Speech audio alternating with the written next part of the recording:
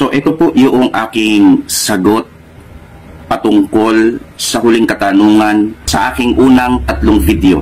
Kung ako po ba ay mag-i-stay pa bilang isang Seventh-day Adventist o ako po ay aalis na bilang kabahagi ng pananampalatayang ito. Sa mga nagdaang video, naging malinaw sa akin ang palitan at mga pahayag ng iba't ibang defender about sa aking mga na-research. At inisa-isa kong talakayin ang kanilang mga katwiran at argumento. At nakita ko lamang na maraming mga defender panatiko sa Adventist. Ano pong ibig kong sabihin? Hindi po nakasalig sa katotohanan. Kapag ang katotohanan ay makakasakit na sa Adventist sa kabuuan, itinatago na nila ito at hindi na ipinapahayag sa tao.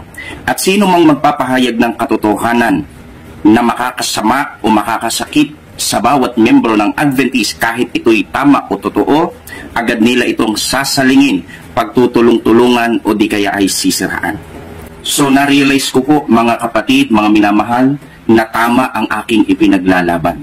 Marami lamang nagagalit sapagkat hindi po ito pabor sa posisyon ng Adventist, subalit ito'y nakasalig sa katotohanan, sa history at sa mga dokumentong magpapatunay na ang Seventh-day Adventist ay nakapagsagawa ng mga abortion, elective abortion sa mga ospital using guidelines na ibinigay ng ating General Conference. Gaya ng aking binanggit, hindi ko po maaatim o makakaya na manatili sa pananampalataya na alam ko sa aking sarili na nagkaroon ng issue sa pagpatay ng mga sanggol na walang kalaban-laban.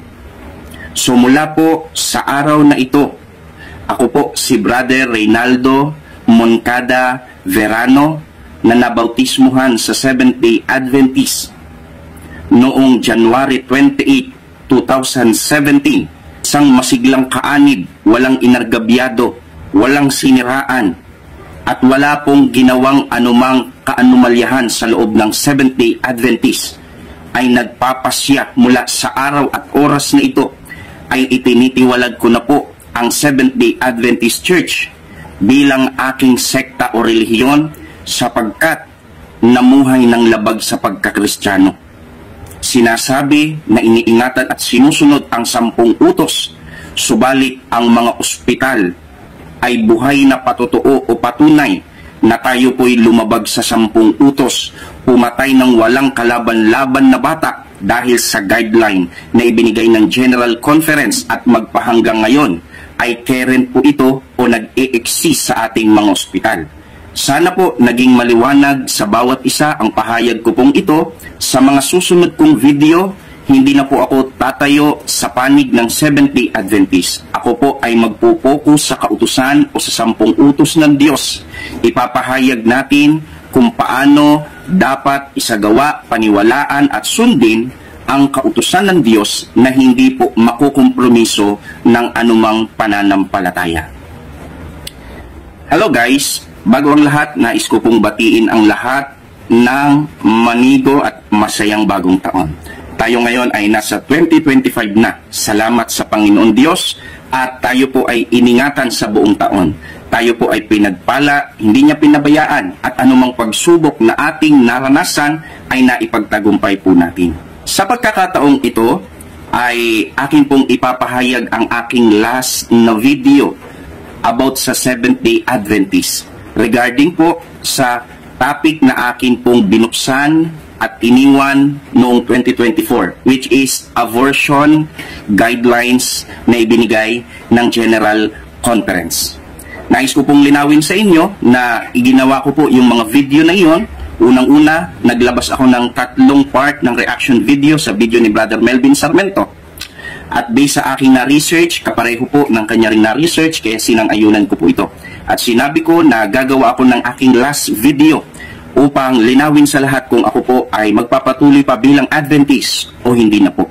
Subalit, habang ako po ay nag-iisip, aking pinag-iisipan upang maging patas sa aking sekta, ay maraming mga defender ang gumawa ng mga video, especially si Pastor Dizon. Lilinawin ko po, ang issue na ito ay hindi po sa pagitan namin ni Pastor Dizon, kundi issue po ito about sa guidelines na inilabas ng General Conference na akin nga pong in-expose.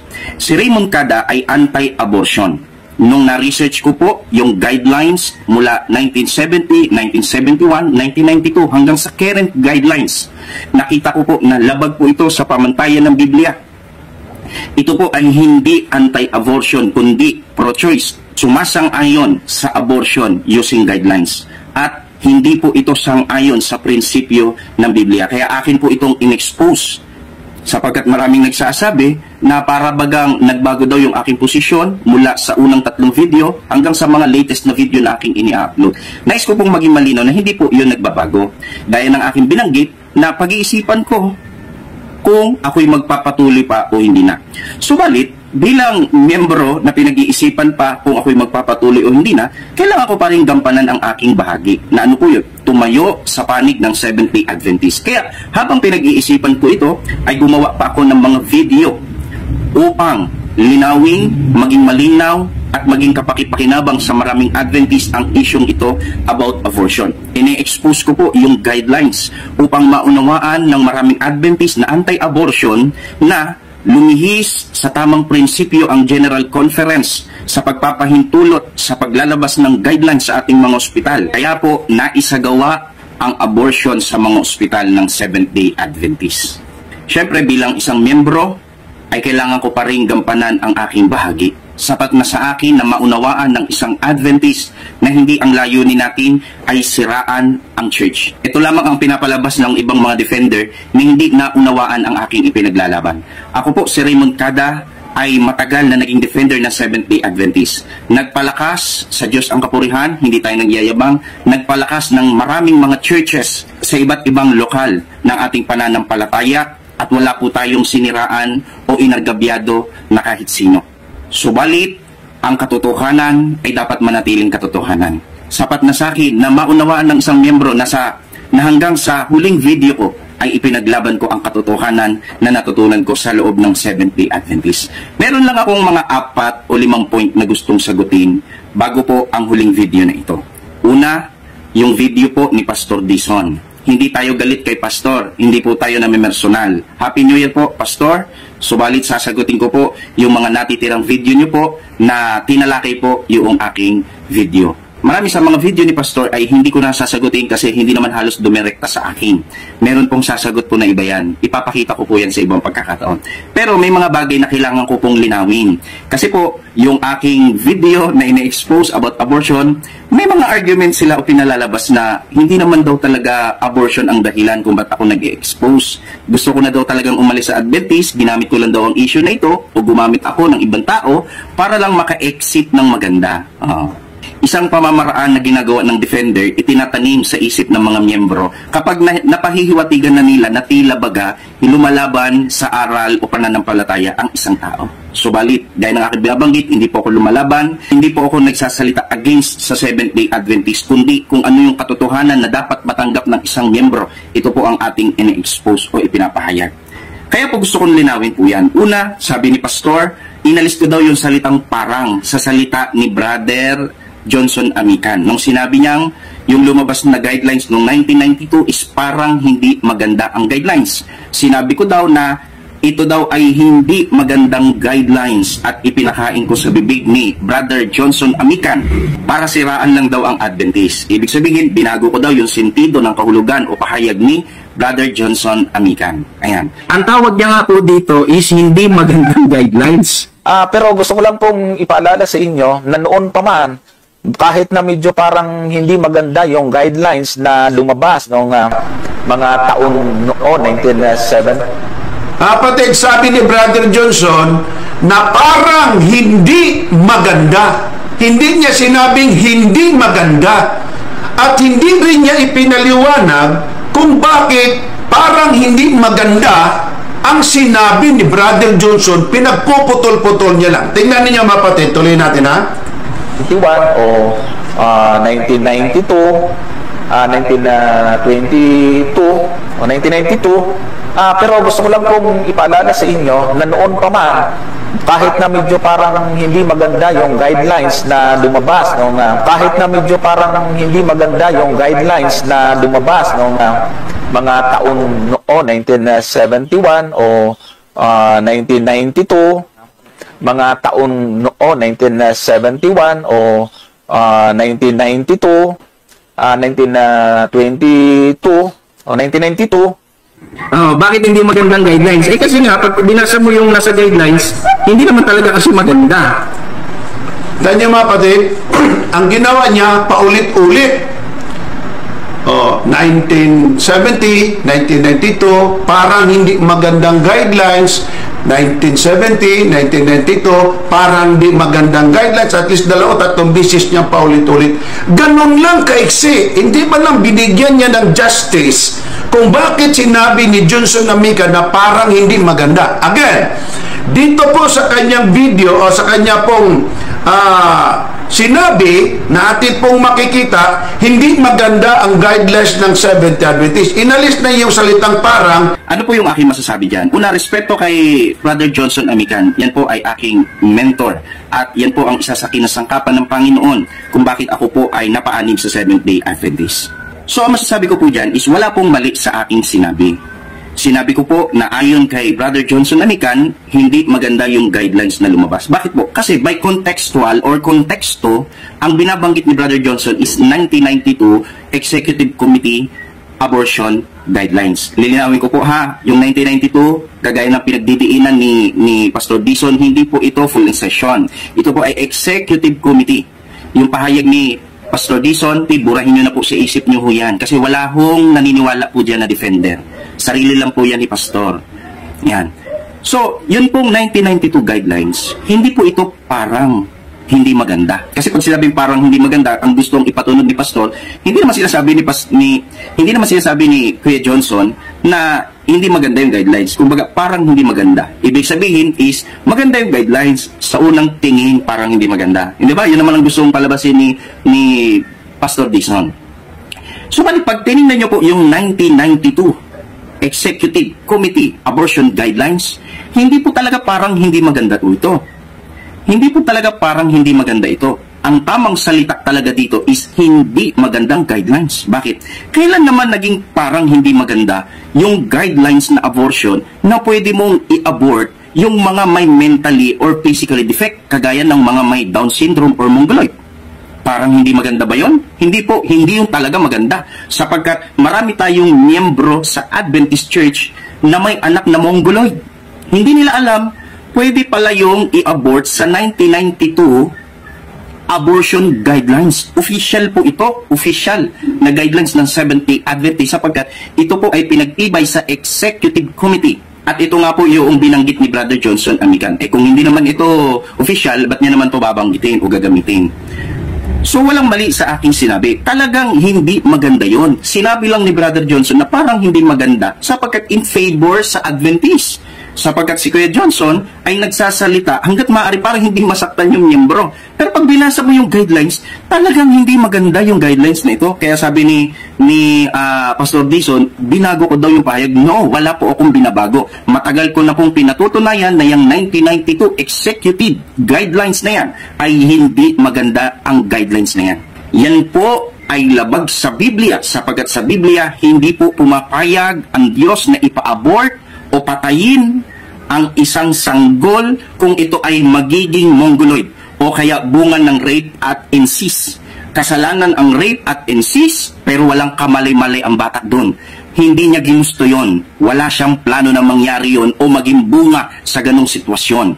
Ang Diyos ang may karapatan kung magpapatuloy ang bata o hindi. Pero sino man, even yung magulang, walang karapatang magpasya.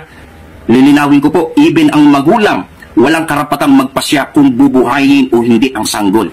As long as nabuntis ang magulang, bagamat hindi maganda ang bunga ng rape at incest, hindi po tama na ang magulang magpapasya na yan po ay ipa-abort. Bawal po yan sa Biblia. Ang kasalanan ng General Conference naglabas ng guidelines na pinahihintulutan as long as yung magulang ay magpapasyang ipa-abort po ito. Kaya marami po ang naipa-abort ng dahil sa guidelines na yan patungkol sa mga walang kalaban-laban na bata. Kaya po bilang sagot, wala po tayong binago. Yun po talaga ang kahulugan nun. Kasi pag tinignan mo yung guidelines na lumabas noong 1992, ito po ay hindi maganda ang guidelines. Kaya sabi ni Pastor Dison, inahalimbawan niya yung love of money is the root of all evils. Ang pagmamahal sa salapi o ang labis na pagmamahal sa salapi ay ugat ng lahat ng kasamaan. Iba daw yung salitang love of money kaysa sa money is the root. Iba daw yon, ang pagmamahal sa pera or ang pera ang ugat ng lahat ng kasalanan. O nga naman, kung titingnan mo sa sentido, iba nga naman yung ang pagmamahal sa pera ay ugat ng lahat ng kasalanan o kasamaan kaysa sa salitang ang pera ay ugat sa lahat ng kasalanan. Pero sa sentido ng 1992 guidelines, hindi po siya parehong halimbawa. Bakit? Kasi po, pag tiningnan mo yung 1992 guidelines, maraming ulit ko nang ine-expose, talagang hindi po siya maganda. Mali nang sabihin parang hindi maganda ang guidelines, kundi ang tama doon, hindi maganda ang guidelines noong 1992. Pero kung titingnan nyo yung pahayag ni Pastor, siya mismo nagkakamali sa pag-review sa video ni Kuya Johnson Amican. Bakit po? Sapagkat ang sabi ni Kuya Johnson Amican, merong pag-unlad yung statement. Subalit, noong pinaraphrase na ito ni Pastor Dison, ang sabi niya na, meron daw pag-unlad, hindi yung statement, yung guidelines. Hindi naman yun lumabas sa bibig ni Kuya Johnson Amican. Taon noon, 1971 o 1992. Subalit, tandaan po natin na meron pong pag-unlad ang ating statement. Meron pong pag-unlad ang ating statement. Ganito ang ating statement. Ganito po. Anong sabi ni Brother Johnson? May guidelines, binanggit niya 1971, dapat yan 1970, 1992, pero yung guidelines ay merong pag-unlad. Pero yung guidelines ay merong pag-unlad. Nakapan niyo kapatid? Merong pag-unlad. May updates, may improvement ito. Kagaya ng aking binanggit ng mga nakarang video, ito yung ginagawa ng mga defender. Ina-expose nila yung 1970, 1971, 1992 guidelines. Pero pagpasok ng 2019, hindi na nila ina-expose yung guidelines kundi statement na. Napansin niyo po ba? Yan din yung ginawa na pag-aralan natin. At ginawa din na napakaraming mga defender para itago ang katotohanan. Subalit, in-expose na natin po yan na kung saan magkaiba yung guidelines, magkaiba yung statement. By statement, mula noong una hanggang ngayon, tayo po ay anti-abortion. Kaya nga ako nag-adventist kasi by statement, by belief, by doktrina, tayo po ay tutol sa pagkitil ng mga sanggol na walang kalaban-laban. Subalit, kahit na tayo by statement ay anti-abortion, ang GC po natin ay naglabas ng guidelines. At hanggang ngayon, current guidelines, ang pinaka-current kasi is 2019.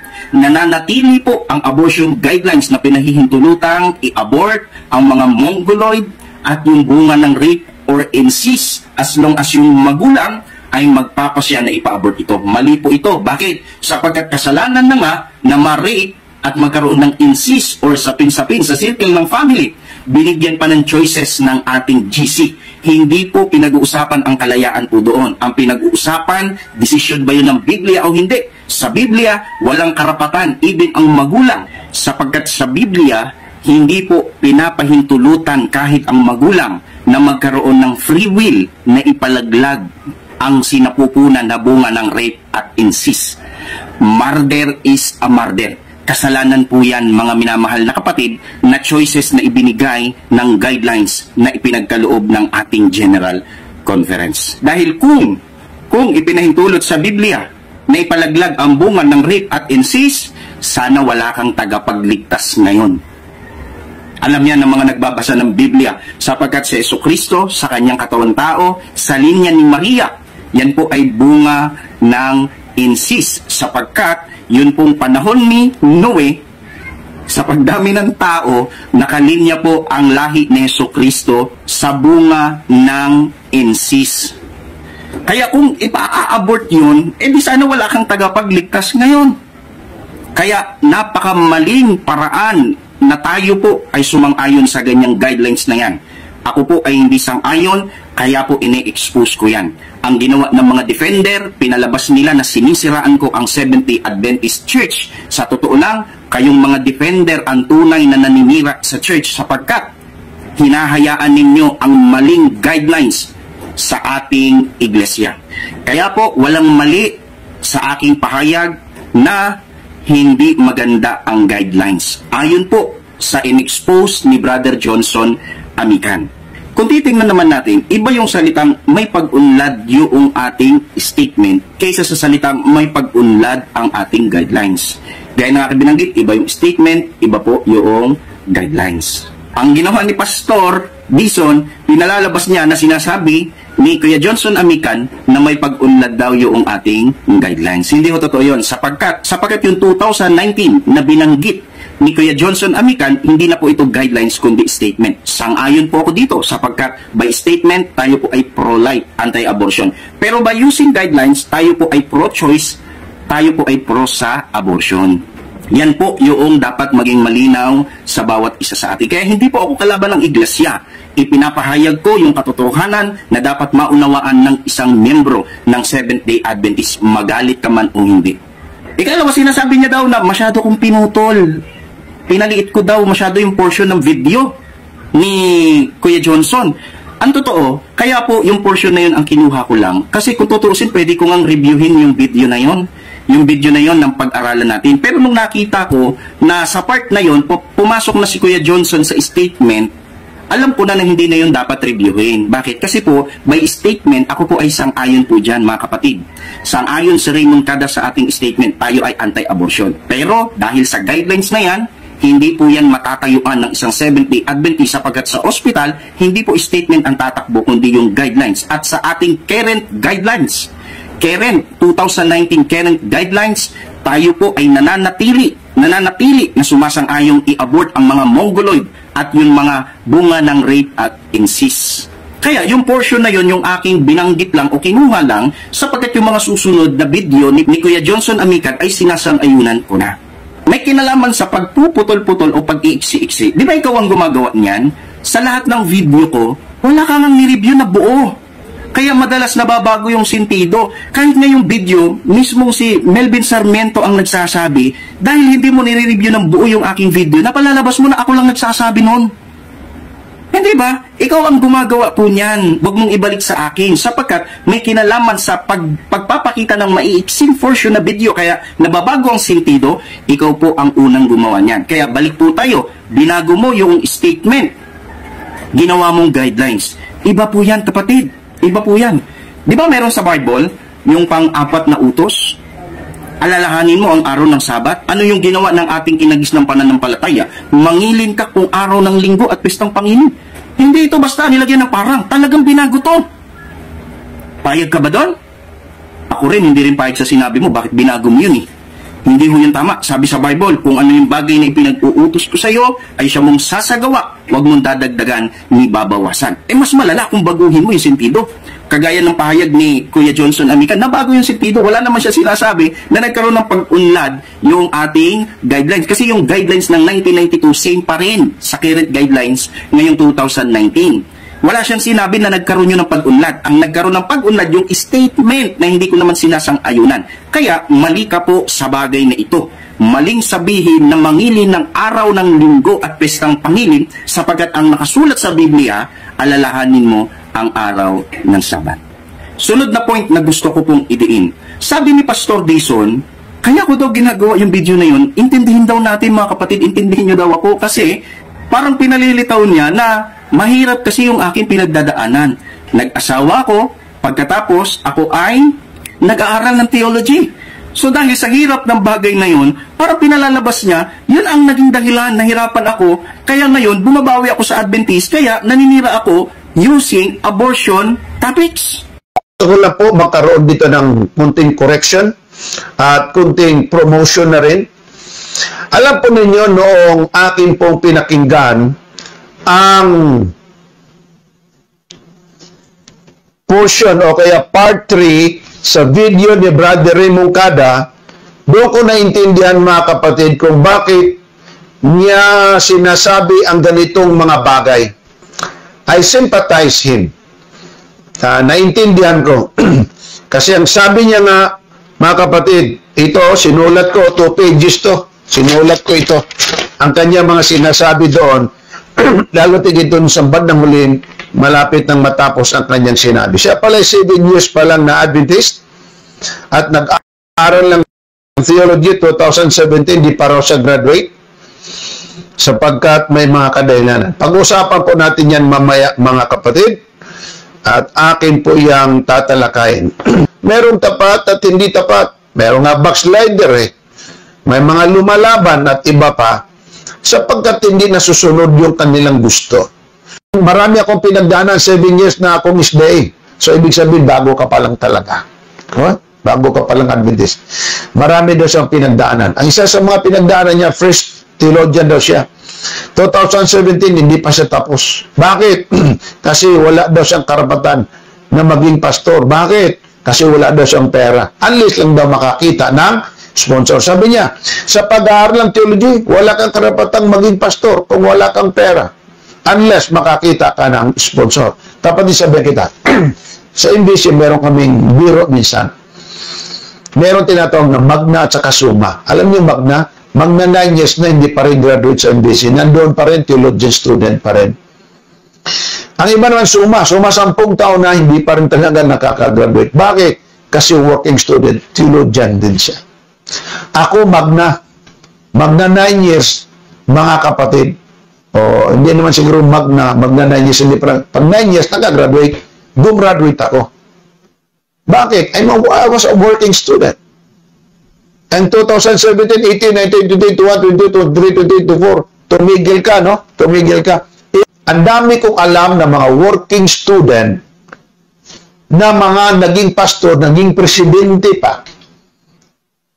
Wala pang sponsor, nagtrabaho sila. Kasi wala daw siyang pera. Wala siyang karapatan daw na makapagtapos bilang pastor. Liban na kung may sponsor. Ang mahirap lang kasi, siyempre, hindi kita kapatid pinapakilaman ha. Pagka nauna pag-aasawa mo, kaysa pag-graduate mo, mahirapan ka talagang mag-aral at magtapos. Bakit? Sagutin mo pang misis mo, sagutin mo pang anak mo, so siyempre buhay ang mga yan, saan ang unahin mo? Kung may hawak kang 5,000, ibabayad mo ba sa tuition? Hindi. Ibibili mo ng pagkain at gatas. Lalo na kung magkasakit pa. Kaya mas mahirapan. Pero marami din ako nakikita, sinabi ko na sa iyo, may mga anak na nag-aaral pa, pero silang mag-asawa ay desidido talagang mister na makapagtapos ang mister ng pag-aaral theology. Ngayon, pastor na, presidente pa sa union, nag-retire na nga eh.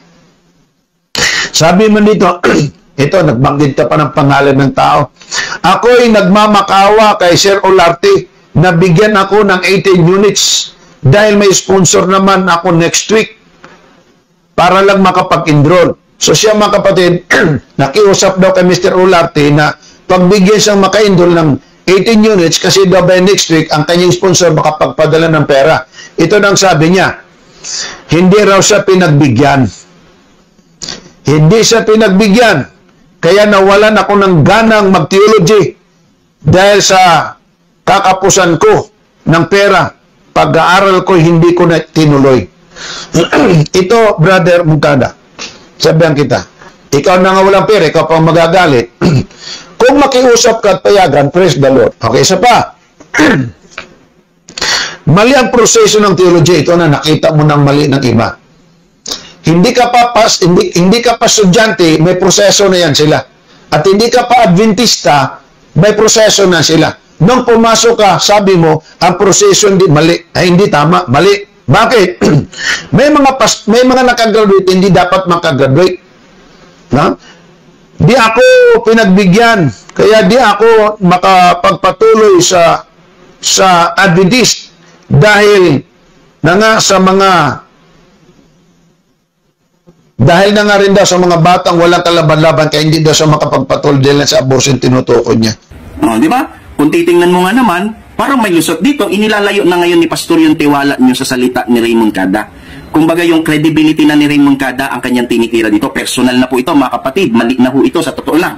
Kung isa kang depender, hindi mo dapat yan ginagawa. Pero tingnan niyo po, personal niya na akong inatake. Pinalalabas niya na wala naman talagang problema sa abortion na topic sa Adventist. Nahirapan lang daw ako sa pagte-theology, kaya ngayon gumagawa ako ng butas para umiksik. Mali po, mga kapatid. Bakit? Sapagkat, unang-una, Pastor, makinig ka maigi. Makinig ka maigi ha, sasagutin ko ito. Pastor, for your info, ako po'y nag-aral ng theology bago magkaroon ng pandemic. Ito po ay 2017. Nag-aral po ako ng theology. Bago po pumutok ang pandemic, wala na po ako sa theology, Pastor. Lumabas na ho ako. Kailan naman ako nag-asawa? Nag-asawa po ako, tapos na ang pandemic. So meaning to say, mali yung ipinapakalat na paninira ni Pastor Dison na nahirapan daw ako dahil pinagsabay ko daw yung pag-aaral at pag-aasawa. Kaya dahil nahirapan ako, ang palusot ko yung abortion topic. Hindi po, mga kapatid. Bakit? Hindi po sabay yung aking pagte-theology at yung aking pag-aasawa. Mayroon pong pandemic na nasa pagitan ng mga yan. Siguro ang pandemic mga 3 or 3.5 years din tumakbo o palagi nating 4 na taon. Sa pagitan yan, hindi po sabay akong nag-aral at nag-asawa. Nag-theology ako bago mag-pandemic. Pagkatapos ng pandemic, saka po ako nag-asawa. Kaya malinaw po sa akin yung topic ng abortion. At yan po ay nakasalig sa mga reference na reliable at hindi po mga fake news. Hindi mo yan kayang mabago. Nasa history na yan. Nasa kasaysayan na yan. Kaya po mali yung pinapakalat ni Pastor na ako po ay gusto nang umexit sa Seventh-day Adventist at gumawa na lang daw ako ng dahilan. Nahirapan lang daw ako sa theology. Nahirapan lang daw ako sa theology sapagkat mahirap daw pagsabayin ang pag-aasawa at pag-aaral. Hindi po sa akin yun, Pastor, sapagkat hindi po naganap ang ganung bagay. Hindi po sabay ang aking pag-aaral ng theology at ang aking pag-aasawa. Kaya maling argumento po yan. Di ba ganyan ginawa mo kay Kuya Ronald? Ganyan ginawa ninyo kay Kuya Ronald. Total, lagi nyo namang binabanggit na itong mga video na ginagawa ko, ang nasa likod nito si Ubidos. O, edi gamitin ko ngayon ulit si Ubidos. Hindi ba ganyan ginawa mo kay Kuya Ronald? Tapos, kinampihan ka ng maraming mga defender?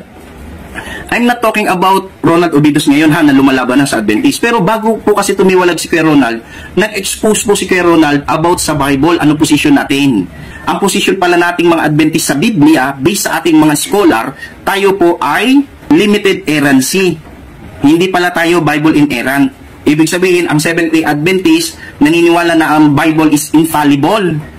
Pero, hindi ibig sabihin, naniniwala tayo na walang kamalian ang Biblia. Naniniwala pala tayo na ang Biblia is may mali. Pero pagdating sa usaping doktrina, belief practices, ang Biblia ay na-preserve at nanatiling tama. In-expose yun ni Kuya Ronald. Diba, nilabanan mo yun? Sa bandang huli, ikaw rin naman ang bumitaw. Pinalabas mo pa na pinagkakaperahan ka ni Kuya Ronald. Ikaw naman nag-umpisang sumagot sa kanyang video. At ako, bilang isang defender, syempre nung una nabigla din ako. Hindi ako sang-ayon sa in-expose ni Kuya Ronald. Pero nung nakausap ko na yung mga defender natin, alam mo, hati-hati po sila, mga kapatid. Hati-hati po sila. Magbabanggit po ako ng mga defender na naniniwala na ang Biblia ay may kamalian. Hindi siya kagaya ng sinasabi ni Pastor Dison. Bresi Balansag. Defender yan. Yung mentor ko sa debate, si Fernando Camacho, yung mentor ng mga mentor, yung pinaka-mentor namin, si Kuya Ronald Mercado. Naniniwala yan na ang Biblia may kamalian sa aspeto na labas sa religious practices. Hindi kagaya ng posisyon mo. Ibig sabihin, kung paniniwalaan namin yung sinabi mo about doon sa position sa Bible, hindi rin naman kami magkakaisa-isa. Hanggang ngayon, hindi naman pare-pareho. Kaya nakakalito yung posisyon na yan. Sa totoo lang. Anyway, nabanggit ko lang yan kasi, di ba ganyan yung ginawa mo kay Kuya Ronald? Tama actually yung in-expose ni Kuya Ronald. Ang Adventist, ang position talaga, tayo po ay limited errancy. Naniniwala ang Adventist na ang Bible is infallible doon sa belief, religious practices. Yan yung nasa 28 fundamental natin. Pero sa ibang aspeto na labas sa doktrina at paniniwala, ang Biblia daw, ayon sa Adventist, ay mayroong kamalian. Pero bakit mas maraming naniwala kay Pastor Dison kaysa kay Kuya Ronald? Kahit yun naman talaga ang posisyon ng Adventist, yung in-expose ni Kuya Ronald. Kasi binanatan nyo si Kuya Ronald, pinagtulong-tulungan ninyo, pinersonal si Kuya Ronald. Hindi ba? Pinersonal na ninyo si Kuya Ronald eh. Yan din yung ginagawa mo ngayon sa akin. Ngayon, bahala na kayo mga Adventist kung paniniwalaan nyo po ang taong ito. Kasi pastor nga po siya eh, di ba? Marami ang followers. Pero gaya na aking binabanggit, hindi po ako naninira sa Seventh-day Adventist. Ini-expose ko talaga yung guidelines na yan. Bakit? Against yan sa statement ang Adventist. Hindi po sang-ayon ang Adventist na ipa-abort. Yun pong bunga ng rape and incest, pati yung mga mongoloid using statement. Pero dahil sa guidelines na yan, hindi po natin matayuan ang statement. Kaya po sa pahig ni Pastor na nagtopic lang daw ako ng abortion para maka-exit sa Adventist dahil nahihirapan daw ako sa pagte-theology at pagsabayin yung aking pag-aasawa, ito po ay fake news dahil hindi po sabay ang aking pag-aasawa at ang aking pag-aaral ng theology. About naman sa tumatagal ng summa cum laude, di ba? Magna cum laude, yung sumasampung taon, magna 9 years, wala naman akong against dyan. Wala naman akong problema dyan. Parang gustong palabasin ni Pastor na naiinip ako sa pagte-theology. Hindi naman yun eh. Kaya ako lumabas sa theology, nakita ko hindi talaga kasi tama ang sistema. Bakit? Maganda lang mapakinggan yung mga testimony na tumagal ng 9 years, 10 years, pero natapos pa rin. Hindi ba by the grace of God nakagraduate pa rin? Wala naman akong against dyan. Ang point ko is, bilang isang Adventist organization, ang church naman ang may-ari sa school. Bakit hindi sila gumawa ng programa na makatatapos ang isang nagte-theology? At least 5 years. Kasi kapag masyado nang matagal, kagaya ng nakasama ko sa dorm, nag-aral ng theology sa MBC, binata pa. Ngayon, tatay na tawag namin, pag-graduate pa lang. Ilang taon na yun, hindi yung nagpas 15 years ata siyang nag-aaral ng theology, tagal. Yung lakas niya, kaya nung pag-graduate siya, sabi ko, congrats tayo, makagraduate ka na. Pero anong sabi niya sa akin? Ang tagal, yung lakas ko, naubos na sa pag-aaral. Kunti na lang mapapakinabangan ng church. Bakit? Kasi mas mahaba yung buhay sa pag-aaral. Wala akong against dyan. Okay yan. Kung may gagapang mo yan. Ang point ko is, mali kasi talaga na wala man lang programa ang church na makagraduate ang theology, isang theologian. So hindi naman lalagpas dapat ng 10 taon. Mali naman yan eh. Hindi ho yung tama. Bakit? Kasi ang pag-aaral, hindi yan yung mismong field. Ang field natin sa church, sa local. Yung local churches ang dapat pagsilbihan, hindi yung school. Naubos na yung panahon sa school. Kaya nung nakita ko, tumatagal na ako, lumabas na ako. Bakit? Grabe, pag wala kang pera, totoo naman talaga yan eh. Pag wala kang pera, wala kang karapatang mag-aral sa university natin. Mag-working student ka, goods, pero hindi nyo alam ang karanasan namin bilang working student. Isipin mo, kaya lumabas na ako, 3 units na lang ang ibibigay sa akin. 3 units na lang. Isang subject lang po yun mga kapatid. Kung kada taon, dahil sa laki ng utang, 3 units lang ng 3 units, baka hindi ka magsuma o magmagna. Bakit 20 years, di ka makagraduate pa? Bakit? Walang mali sa pagte-theology, ang mali yung sistema.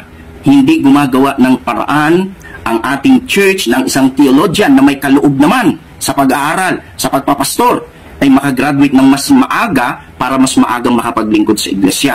Maraming wala naman talagang kaloob, hindi naman talaga pang theologian. Pero dahil may pera, nakakagraduate. Kaya pagdating sa mga local churches, sakit sa ulo ng ating mga local churches. Alam po yan ng mga officer sa Seventh-day Adventist. Kaya, for the record mga kapatid, mali po yung sinabi ni Pastor Dison na gumawa lang daw ako ng topic, intindihin nyo lang daw kasi mahirap pagsabayin ang pag-aaral at pag-asawa. Hindi po sabay na nangyari po yan. Nag-topic ako ng abortion, hindi po para lumabas sa Seventh-day Adventist. Ako po ay defender. Bago ko ilabas yung topic about abortion, may mga naunang debate pa ako para ipagtanggol ang Seventh-day Adventist laban sa mga naninira. At marami akong schedule na ako po'y nagpapalakas ng pananampalataya sa ating mga local churches. Sa Diyos ang kapurihan, hindi ko po iniyayabang yan. Maraming na-speakiran ko sa bawat churches, ini-invite pa ako. Hindi nagsasawa sa akin, sa Diyos ang kapurihan. Ibig sabihin talagang nakikita ng mga kapatid na meron tayong kaloob para magpalakas ng pananampalataya. Hindi po tayo nagyayabang. Hindi natin sinasabi na sa sarili nating kakayahan yan. Sa Diyos ang kapurihan, kay Kristo ang kalwalhatian sa bagay niyan. Kaya ako nagtapik ng abortion, sapagkat bilang member, dapat kong gampanan ng aking part na ano yun. Dapat kung ano yung totoo, yun lamang ang matanggap ng membro. Natuklasan natin, batay sa mga resources, mga reliable evidence natin, na galing mismo sa church, ng Adventist naglabas ng guidelines. Ang ating GC naglabas ng guidelines na pwedeng ipa-abort yung mga walang kalaban-laban na bata.